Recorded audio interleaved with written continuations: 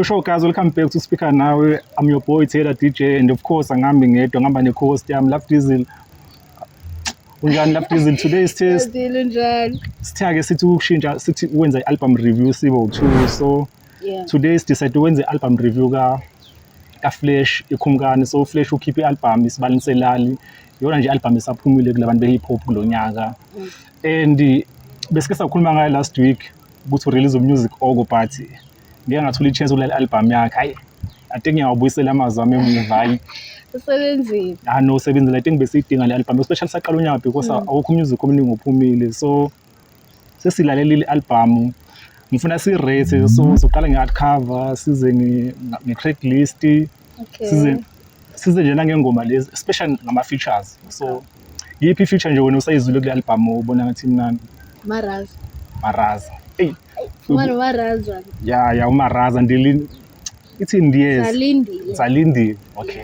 Ngeke ngayibona i-music video yakhona umaraza I think usefomini. Umaraza sele sefomini. Yo, ngoba disappear for more than 4 years. But afa vele khona. Because no ikhona nenye isingle besando ikhupha umaraza. Yeah, kuningi. Yiyo la kabuye ngathi ngisho ukuthi uyathi umnyamala but yeah, I think lo ngoma nami enye ngoma engithema ngilale album athano. I think izoba big because nane music video seshuthiwe ama-buzz maraza ivesi lamaraza. So yeah, but mina ingoma nje ngithema le album oqala khona ingoma ethi amaqaba. Yeah, amaqaba ifeature show Enzo umjida wasesikhothi uEnzo umkhaya wami waseKZN sesikhothi. So we are from the same town. So yo umunye umuntu ongafuna ukukhipha album lo so ayingenzima kakhulu ngoma le uyilalele nje ihlukile nje kulezi ngoma eningi. Ngoba inzima like ayiyo le nto ngumkhaya wakho. No. Uthi unomjida style sakhe si-unique kakhulu. So I think naye ingoma abantu kumele beyi-check. Yeah, but ngifuna sikhuluma ngale ngoma le eno-touch line because aya-rap lapho and akuraphi nakuphela lapho. There's a guy ongi-chorus lapho. The first time ngaya lo ngoma ngizibuza ubalo umjida lo wathi ngizama ukuthola igama lakhe because kumele simnize uFamboy. Awukazi uzwe ngayo? Then ngqala umbona kule ngoma. Yo, I know hook yakhe different kakhulu. I think enye ingoma ke lapho everyone official kule ngoma lana ba rapper. So I think leyo because no biphume LP for album. So I think be single yokuqala. Be single. I big deserve ukuba album because sekunalomkhuba ukuthi ama artists efake i-single mase keep album benga-include i-single beyeke ezi-single. So I think besidinga leyo. So I think enye ingoma outstanding leyo. Bese kuba khona le ngoma enama legend ase Cape Town leyo. Babizwa ngalabo bhuduko bazikahle. Linzima ligama labo thina 3 months gap. Yo, I think mafuna i-hardcore rap aka-rap wake lapho. Hayi, ama-legend uchilo ama-legend. Uthole kanjani uFlash leya feature leyo? Unobuyithole kanjani yani? Yo, yazi labantu bengiqoba mina abantu angekho easy ukubathola because ekudala baba khona. Ne? Yeah, how many members? I think by 4, base-4 ne? U-El Nino, kudla balibela baba yithi. But kumavesi ngizongathi amavesi abantu abathathu bangilala leya ngoma leyo. Yeah, enye ingoma abantu kumele especially ama-hardcore fan hip hop kumele be-check la I think idope kakhulu. Then ngoba kuzi Valentine ke khona enye ingoma ethi uhambo futhi. Yo. Ingoma yomgejo. Ayingekhona umuntu okuthi uyamngeyo officer shake yona. So I think enye ingoma leyo abantu kumele beyinake. Hayi leyo yona ngeke ngathi uyibe ku-repeat nje bekungandluleki yona lokhu rakhi melodic nje imnandi ngale ndlela. So angeke uFlash usebenze kakhulu ke lapho but khona ingoma enoBravo. uBravo mina makukhulunywa ngeXhosa rap mina yona wena yami like ngimuzwa ngale ndlela. So khona ingoma bayenzile inalomjito wasambitious lo. Sure sekuyo nje album le Isibani Selali. So I think there is one song esimile sethi break it down like igazi lami because leyo ngoma uyenze noBravo le Roxo lapha balungise i-beef yabo. So on a song because kwabantu ababelwile public. So I think bavele ba recording ngoma like so no makuthiwa kwenzakala but we are still gazi lami. So I think into enginosisile ngale album leyo because like the story between them but decide be record lo party leyo. So I think enye ingoma abantu kumele be-check interesting because amajita ayathi ukubeefa ku-social media but alungise into yabo into bayilungise engomeni because sometimes umuntu make-disrespecta mele noma eseyilungisa into akayenzile in public. So I think enye ingoma abantu abazoyilanda bese ngikhuluma khona there's ingoma ethi no other okuyona i-love song leyo, so bekade ngiyibhidanise uhambo. So uhambo kahle kahle ingoma okuyiyona ngicabanga ukuthi mhlampe ikhuluma nge-Stories album because ikhuluma ngakhe ijeni yakhe mayesejozi ukuthi vele yabo uyazi ukuthi akabhilongi khona yena umuntu wasekhaya, siyazi ukuthi uFlash umuntu setonqe.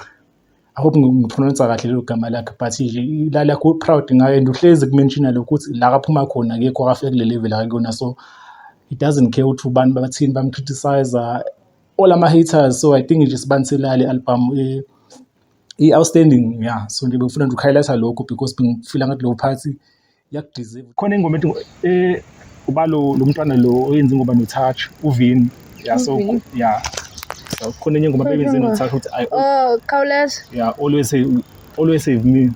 Always save me. Always have me. Touchline ufisa sho lo mntwana lo. Oh, touchline ayiyo le lapha ke. But ufisa sho nge album we lo mntwana khona feature ayenzile ubukho bakho naye ingoma outstanding album kumele beyi-check abantu babelela album.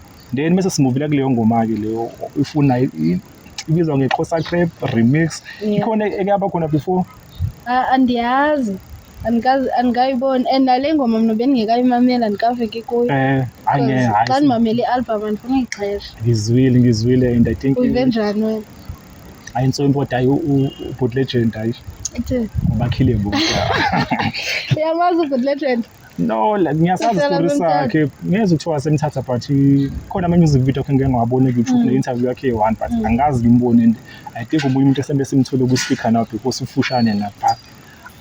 Ukhulu nje ngaleli linga-understand like yo but i-trap yakhe yo. Yeah. I know. Mina ndiyamazi I know him. But ke andimazi ngolo hlobo but ndiyamazi. Hayi so uFlash udibanisa abantu abaninzi la. But last time ngisheke bekathi kune-beef between yena no. Ile nto bendibuza ngayo ba kanti bengekho beef na. Because ngikhumbule even no Bravo nayo no Machita. Yeah, bonke ngathi nje khona nje i-beef bekho. I think babexabana bethu ngoba ngubani ophethe iXhosa track because bonke bashaya. Noma kokuyi-beef ku-social media. Yeah. Maybe okudayisa hayi. But man, okay, I don't think diss track yakhe uFlash but isikhona diss tracks olezigeza khutshwa ngeLegend. Yeah, but eqalo yena uFlash ngiyakhumbula there was something I think wenza live ku Facebook because even no Boot Legend everyone ucomment la kwavile nje I think umjido maybe we-depression but i-album yakhe imnandi and I think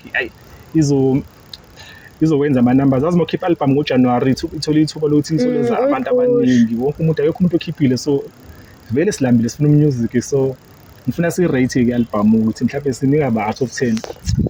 Well le album na I feel like ngingayipha no-8 out of 10 yabo phezu kwesizathu soba ndithe xa ndiqala uyimamela into yokuqala endiye ndayinothisa like yi-beat selection. Iibeat zakhe zimnandi. Singakuhlwa kanjani uyangitshuna yavele uproducer omunye kuyo producer leyo.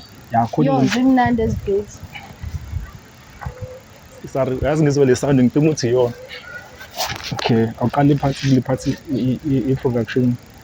Okay, mina ndithe xa ndiqala uyiva i-album into yokuqala eyathatha attention yam zii-beats zakhona and similar. It's almost like kukhona esi style asizamayo uFlash Ikumkani but simnandi and then ke i-delivery yakhe 10 out of 10 like uyavakala uba uthini akho lapho ubona uba hayi uyafambisha yonke. Banike nama-credit o-producers angiqhelanga kuyo nangu babhalile u-Ice Cube, uCypher Beats, uyangitshuna of course, igqirha lomculo, CRC, u-Ato uyiGod, ngibona uproducer bakhe. I think kwi-introduction yengoma kuye lo igqirha lomculo lo. Hayi basebenze kakhulu. I-album abantu kumele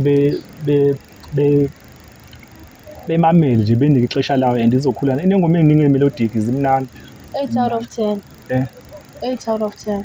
Yeah, mina ngilalelile. I think especially kwi-side le rap because zikhona but ingoma eningi zinama-features like mina ngiyawuthanda umculo kaFlash like I feel kule album ngathi ngithola ngi-chance ukuthi ngimuzwe A1 yabo. So i-spotlight abaningi that's why even i-review yakhe sikhuluma ngama-rappers amaningi a-featured because zimbalwa ingoma. Ikhona wena ingoma yenze A1 maybe introduction but ingoma eziningi zinabantu abaningi so I think ile nto imenza ke a-release oko ingoma because unama-features amaningi.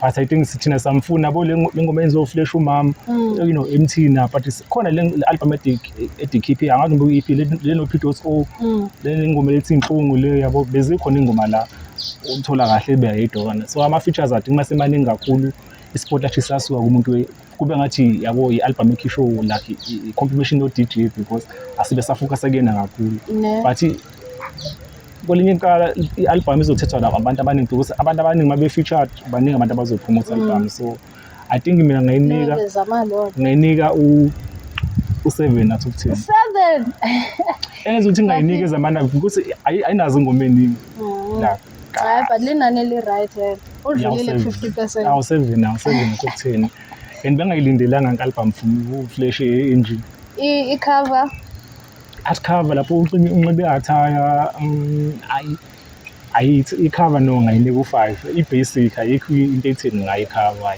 ibonile but I think ama features yona zomlethela ama numbers maningi 5 out of 10 i-album cover nje unxibe athaya I know ayikho into etheni nawe ungabukela ngecover profinyana hayi kame ndiyibone kahle angeke Isibani Selali wafetha angeke icover but nathi mos isibane nansi ayilali yabonakala nanke enxibe i-attire sezilalini ikhona i-creativity edingenzeka kakhulu la so angizugxeka yena uba bekuthiwa le cover yenziwe ngeyinjani Isibani Selali mfethu kumele ube like sibonakalile la kube into direct like I feel ngathi nje ino-fancy nyani i-cover khona 5 out of 10 ke yeah no for i-album cover i-track list i-right even the-sequencing yengoma ziza kahle boqala lezi ngoma epholile then bese i-tempo iyaphakama so I think mina singayinikeza leyo so kusamele simhijack uFlash I think singamthola kusho phana siyakhona ku-Speaker.Nawe kunakho umthola ama-gig around emthatha maybe singamfumana like there's a show hamba ama-interview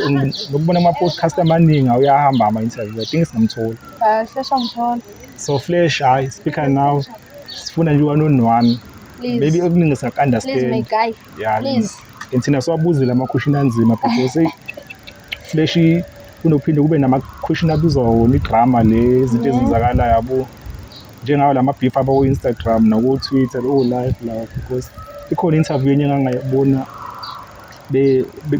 bekhuluma beno-Nkululeko Culture uFlash ukhuluma khona bona okay hayi ziningi iy'tori apho ekhona but hayi i-album yakhe imnandi futhi asivale nje khona lapho singaze sigcine sesikhuluma iy'ndaba usebenzile Flash yo